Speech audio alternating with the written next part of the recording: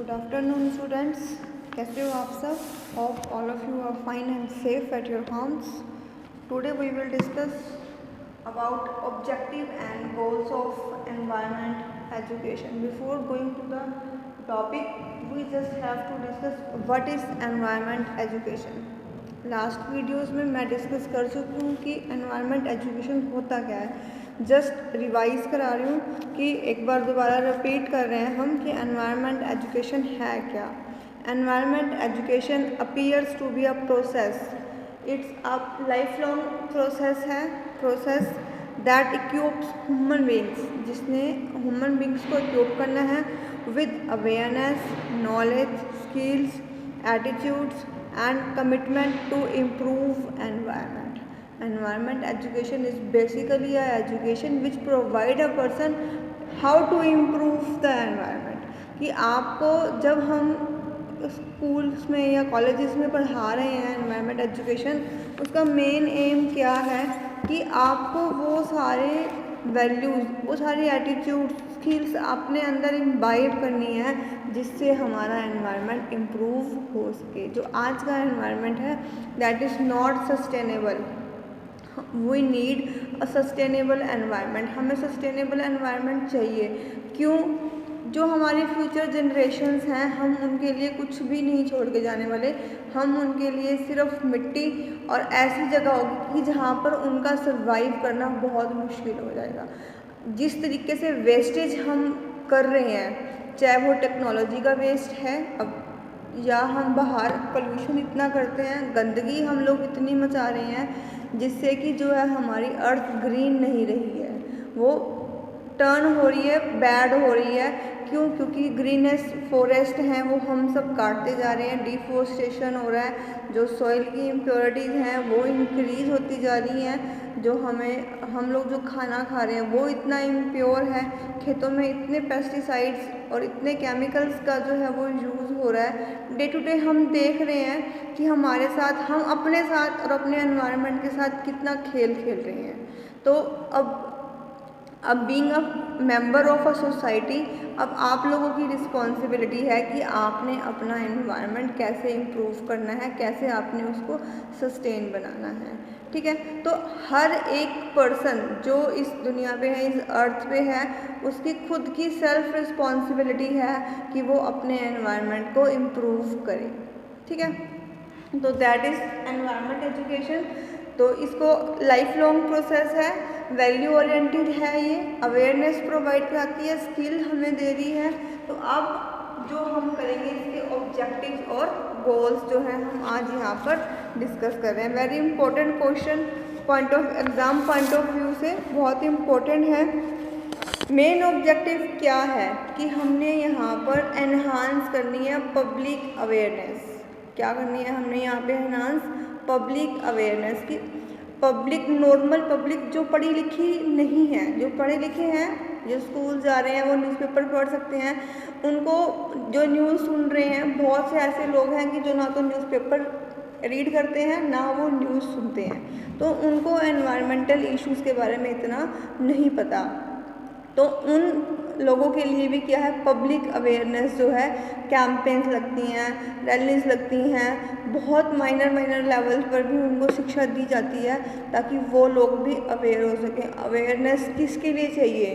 Toward environment problems की. जितनी भी एनवायरनमेंट प्रॉब्लम्स हैं, इश्यूज़ हैं, उनको एटलीस्ट वो अगर अवेयर होंगे तो शायद उसका सोल्यूशन वो फाइंड आउट कर सकते हैं. अगर उनको पता ही नहीं होगा कि वो कचरा कहीं मर्जी फेंक दे. अब टैप गवर्नमेंट है, चल रही है, तो नो वन बोदर्स, किसी को कोई फ़र्क नहीं पड़ता कि पब्लिक टैब है, वो आपकी सहूलियत के लिए लगाई गई है. अगर वाटर वेस्ट हो रहा है, वहाँ से क्रॉस करने वाला कोई भी पर्सन इतनी भी जहमत नहीं करता कि वो उस टैब को बंद कर दे. बह रहा है तो बहने दो. तो ये जिसने टैब लगाई है या जिसके घर के आगे टैब लगी है, उस अकेले बंदे की वो प्रॉब्लम नहीं है. ये हमारी सबकी प्रॉब्लम है कि अगर टैप चल रही है तो हमारी खुद की रिस्पॉन्सिबिलिटी है. अगर कोई पानी नहीं भर रहा, कोई पानी का यूज़ नहीं कर रहा, तो आप उस टैप को बंद कर दो. हम लोग मंदिरों गुरुद्वारों में जाते हैं, वहाँ पर पानी ऐसे ही बह रहा होता है, किसी को कोई फ़र्क नहीं पड़ता, क्योंकि वो हमारी पर्सनल प्रॉपर्टी नहीं होती। But being a society member वो भी आपकी रिस्पॉन्सिबिलिटी होनी चाहिए। जहाँ पर भी आप देखो कि कोई भी ऐसा रिसोर्स वेस्ट हो रहा है तो हम उसको वहाँ पर ठीक कर सकते हैं, बंद कर सकते हैं, उसकी वेस्टेज को मिनिमाइज़ कर सकते हैं। तो दैट इज़ अवेयरनेस, कि हमें हर एक बंदे को अवेयर करना है कि पानी बहुत कीमती है, यू वेस्ट मत करो। ठीक है, घरों में भी हम लेडीज़ को सिखा सकते हैं कि हमने पानी कैसे सेव करना है। ठीक है, जितने रिसोर्सेज आज हमारे पास हैं, लेकिन आने वाले फ्यूचर जनरेशन के पास वो सब कुछ नहीं बचेगा, क्योंकि पॉपुलेशन जो है इंडिया की ओवर पॉपुलेशन है। जितने भी रिसोर्सेज हैं हम लोगों को ही आज के टाइम में अगर हम काउंट करें तो कम पड़ रहे हैं, तो फ्यूचर जनरेशन्स के लिए तो क्या बचेगा, कुछ भी नहीं बचेगा। अगर आज भी अगर हर एक बंदा, हर एक पर्सन अपनी रिस्पॉन्सिबिलिटी अच्छे से समझ लेता है और एनवायरनमेंट के प्रति उसकी जितने भी ड्यूटीज़ हैं अगर वो उसको अच्छे से फुलफ़िल करता है, तो शायद फ्यूचर जनरेशन्स के लिए कुछ अच्छा बच जाए, कुछ हम उसके लिए अच्छा छोड़ जाएँ। ठीक है, सेकेंडली है we have to develop constructive attitude. हमें पर्सनस पब्लिक के अंदर हमें क्या करना है, कंस्ट्रक्टिव एटीट्यूड जो है वो कंस्ट्रक्ट करना है टूवर्ड द एनवायरनमेंट। कि एनवायरनमेंट के प्रति उनका जो एटीट्यूड होना चाहिए वो कंस्ट्रक्टिव होना चाहिए, डिस्ट्रक्टिव नहीं होना चाहिए। चाहे वो फिलोसफिकल लेवल पर है, चाहे वो प्रोग्रामेटिकल सेंस के अंदर है। Then to succeed in making individual and community realize the complex nature of the nature and build environments coming out of the interaction of their biological, physical, social, economic and cultural aspect and attain the knowledge। हमें लोगों को समझाना है कि जो nature है वो ऐसा नहीं है, उसका बहुत कॉम्प्लेक्स जो है कंस्ट्रक्शन है। अगर हम उसके किसी भी स्ट्रक्चर्स के साथ कहीं पर भी छेड़खानी करेंगे तो वो वैसा जैसा था वैसा होना बहुत इम्पॉसिबल है। तो अगर हम लोग इतने जंगल काट रहे हैं, जंगल काटने पड़ रहे हैं, क्यों? क्योंकि पॉपुलेशन जो है वो ओवर हो रही है, लोग इतने हैं तो उनको रहने के लिए घर चाहिए, बिल्डिंग्स चाहिए, सब कुछ चाहिए। तो इसका साइड इफ़ेक्ट क्या हो रहा है कि जितनी भी हमारी ग्रीनरी थी, अर्थ की ग्रीनरी थी, वो ख़त्म होती जा रही है। ग्रीनरी ख़त्म हो रही है, इसका इम्पैक्ट क्या पड़ रहा है कि पोल्यूशन इंक्रीज़ हो रहा है। कार्बन CO2 को एब्जॉर्ब करने के लिए कोई प्लांट्स नहीं है, फॉरेस्ट नहीं है। अगर वहाँ पर कुछ भी आग लगती है तो इतनी बुरी तरह आग लगती है, उसको ठीक करने के लिए हमारे पास कोई इक्विपमेंट नहीं है। तो जितनी छेड़खानी हम अपने एनवायरनमेंट के साथ करेंगे उतना एडवर्स इफ़ेक्ट हमारी हेल्थ इश्यूज़ पे होगा, हमारे ऊपर होगा, और मोर ओवर हम फ्यूचर जनरेशन्स के लिए कुछ भी छोड़कर नहीं जाएंगे। तो we have to work on that. अगर हम आज से ही, अब आप लोग देखो कि गवर्नमेंट ने पॉलीथीन कब से बैन किए हुए हैं, बैन किए हुए हैं ना। तो आप लोग खुद से एनालाइज करो कि कितने ऐसे लोग हैं कि जो पॉलीथीन को यूज़ नहीं करते, सब यूज़ कर रहे हैं। आप लोग चाहते हो कि गवर्नमेंट का कोई बंदा वो आपके पास पर्सनल आके आपको कहे कि भाई पॉलीथीन का यूज़ मत करो, तब तो आप शायद सोच लोगे कि हाँ। लेकिन कॉमनली आप अपने अंदर से ये कॉमन सेंस नहीं लगाते कि जब गवर्नमेंट ने बैन किया, अगर हम यूज़ करना ही बंद कर देंगे तो शायद मैन्युफैक्चरर्स उसको मैन्युफैक्चर करना भी बंद कर दे। हम धड़ल्ले से उसको यूज़ कर रहे हैं तो बनाने वाला वो भी जो है नीडर होकर इतने पॉलीथीन्स को जो है वो मैन्युफैक्चर कर रहे हैं। पॉलीथीन्स एनिमल्स के लिए हार्म है, हमारे एनवायरनमेंट के लिए हार्म है, हमारे खुद के लिए इंडिविजुअल के लिए भी हार्म है। जो अगर खाना हम उस पॉलीथीन में रखते हैं तो वो वैसे ही ख़त्म हो जाता है, खाने लायक वो रहता ही नहीं है। बट लेकिन फिर भी हम बहुत शौक़ से, बहुत चाव से उन पॉलीथीन्स को यूज़ कर रहे हैं। पेपर बैग्स को, फैब्रिक बैग्स को हम यूज़ नहीं कर रहे हैं। तो बीइंग एन इंडिविजुअल, ये आपकी खुद की रिस्पॉन्सिबिलिटी है कि आप अपने एनवायरनमेंट की टेक केयर करो। मुझे एक बात बताओ, क्या आप अपना घर अस्त व्यस्त या गंदा या मैला रखते हो? नहीं रखते ना। वहाँ पर डेली आप सफाई करते हो। अगर बाहर कम्युनिटी में कहीं पर कोई कचरा पड़ा दिख रहा है और आपने ही मचाया है, आप उसको उठाने की हिम्मत नहीं करोगे, क्योंकि आपके अहम पर चोट लगती है कि क्यों गली में कचरा क्यों मैं उठाऊँ। फैला सकते हो लेकिन उसको संवार नहीं सकते। ठीक है। अगर आपको उस कचरे को उठाने में शर्म आती है तो मचाने में भी शर्म आनी चाहिए। ठीक है। तो अब आपकी रिस्पॉन्सिबिलिटी है कि आप अपने जैसे अपना घर आप क्लीन रखते हो, अपना बेड क्लीन रखते हो, अपने किचन को इतना साफ सुथरा रखते हो, सेम ऐसे जहाँ पर आप रह रहे हो, पूरी अर्थ की हम लोग बात नहीं कर सकते क्योंकि हमारा लेवल इतना नहीं है, तो एटलीस्ट हम अपना गली मोहल्ला जो हमारी सोसाइटी है, अपना विलेज है, एटलीस्ट हम उसको तो साफ रख सकते हैं। ठीक है। तो आज से ये सबका ही एक एम होना चाहिए कि जैसे हम अपना घर साफ रखते हैं वैसे ही हमने अपनी गली मोहल्ला और अपना जो गांव है वो हमने साफ सुथरा रखना है। एटलीस्ट आप अपनी तरफ से कोई भी कचरा है अपने बैग में रख लो, घर आके डस्टबिन में डाल देना। वैसे तो गवर्नमेंट ने और म्यूनसिपाल्टी ने हर जगह पर डस्टबिन रखे हुए हैं, बहुत बड़े बड़े डस्टबिन रखे हुए हैं, उनके ऊपर बहुत बड़ा बड़ा लिखा हुआ है यूज़ मी। पर फिर भी अभी भी कुछ लोग ऐसे हैं कि जो इन डस्टबिन्स का यूज़ नहीं करते, वो वहीं पर ही जहाँ खड़े हैं वहीं पर ही कचरा मचा देते हैं। ठीक है। तो जितने एफ़र्ट्स हम कर सकते हैं, जितने स्किल्स हम अपने अंदर ला सकते हैं, एटलीस्ट ये दो जो आज अभी हमने डिस्कस किए हैं कि पानी की वेस्टेज को रोकना और जो कम्युनिटी में या सोसाइटी में हम लोग गंद मचा रहे हैं उसको रोकना। थर्डली, टेक्नोलॉजी की वेस्टेज को हम रोक सकते हैं।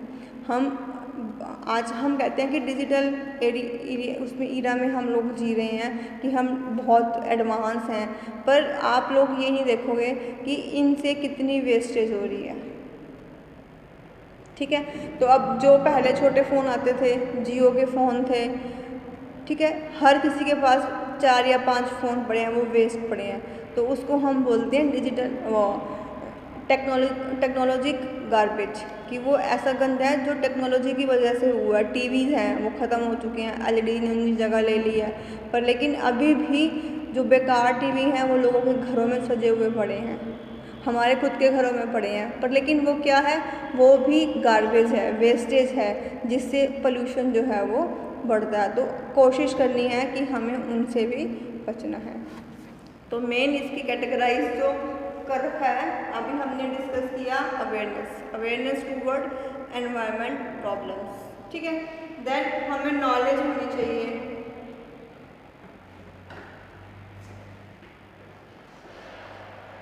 हमें नॉलेज होनी चाहिए कि कौन सी प्रॉब्लम किस कारण से दूर हो सकती है या हमारी किस एक्टिविटी से ये प्रॉब्लम अराइज हो सकती है।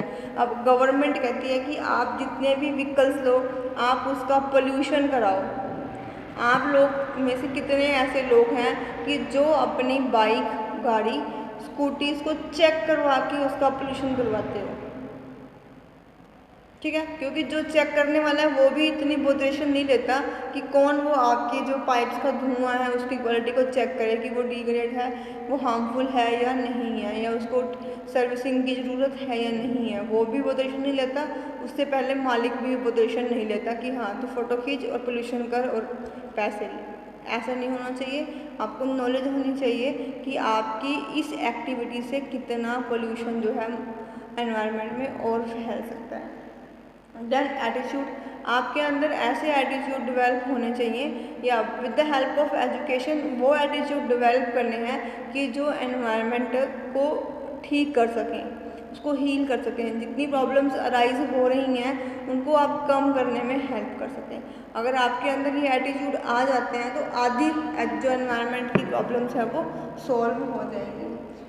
जब एटीट्यूड डेवलप होगा तो आप स्किलफुल हो जाओगे कि एनवायरनमेंट की जितने भी इश्यूज़ हैं, प्रॉब्लम्स हैं वो सॉल्व कर सको। हम कहते हैं कि मैं अकेला कितना कुछ कर लूँगा, आप एक अकेला भी बहुत कुछ कर सकता है। ज़रूरत क्या है, वो स्टेप फॉरवर्ड करने की, वो स्टेप उठाने की, कि आप अकेला तो शुरू करके देखो, आपके साथ बहुत सारे लोग लग जाएंगे। ठीक है। तो सबसे पहले आपको ही स्किलफुल होना है कि आपको ही इतनी नॉलेज होनी चाहिए कि मेरी कौन कौन सी एक्टिविटी जो है हार्मफुल कर रही हैं एनवायरनमेंट को और कौन सी एक्टिविटी जो है वो एनवायरनमेंट को हील अप कर रही हैं, कि मुझे कौन कौन सी एक्टिविटीज़ रिपीट करनी चाहिए और कौन सी एक्टिविटीज़ जो है वो कम करनी चाहिए। देन पार्टिसिपेशन, वही बात आ रही है कि आपका कितना पार्टिसिपेशन है। पार्टिसिपेशन एनवायरनमेंट को गंदा करने में है, पार्टिसिपेशन एनवायरनमेंट को सुधारने में है। तो अब ये आपकी रिस्पॉन्सिबिलिटी है कि आप देख सकते हो कि अपना पार्टिसिपेशन आप किस साइड दे रहे हो, कि आप अपना पार्टिसिपेशन एनवायरनमेंट को ख़राब करने में दे रहे हो या एनवायरनमेंट को क्लीन करने में, हील करने में दे रहे हो। ठीक है। Then understanding of each and every problem, community की प्रॉब्लम हो, एनवायरनमेंट की प्रॉब्लम हो, आपको उन प्रॉब्लम्स के बारे में पता होना चाहिए। जब प्रॉब्लम्स को आप अंडरस्टैंड करोगे, आप देख पाओगे कि पानी, अब इतनी मोटिवेशनल बातें होती हैं फेसबुक पे आती हैं, जो आप सोशल मीडिया यूज़ करते हो, बैनर्स होते हैं, हर जगह लिखा हुआ है जल है तो कल है, जल है तो कल है। वो क्यों लिखा हुआ है? वो आपकी अंडरस्टैंडिंग को इंक्रीज़ करने के लिए है कि पानी वेस्ट हो रहा है, उसको सेव करना शुरू कर दो, उसको बचाना शुरू कर दो। पंजाब गवर्नमेंट ने कि कोई भी पर्सन अगर पाइप लेके अपने व्हीकल से अपने घर को धोता हुआ दिख जाता है तो उसके ऊपर बैन है, फाइन है। क्यों? क्योंकि पानी जो है वो बहुत वेस्ट हो रहा है। हम लोग क्या करते हैं कि hमारे घर तो पानी आ रहा है, हमें क्या दिक्कत है? भी तुम्हारे घर तो पानी आ रहा है, बट आपको क्या करना है,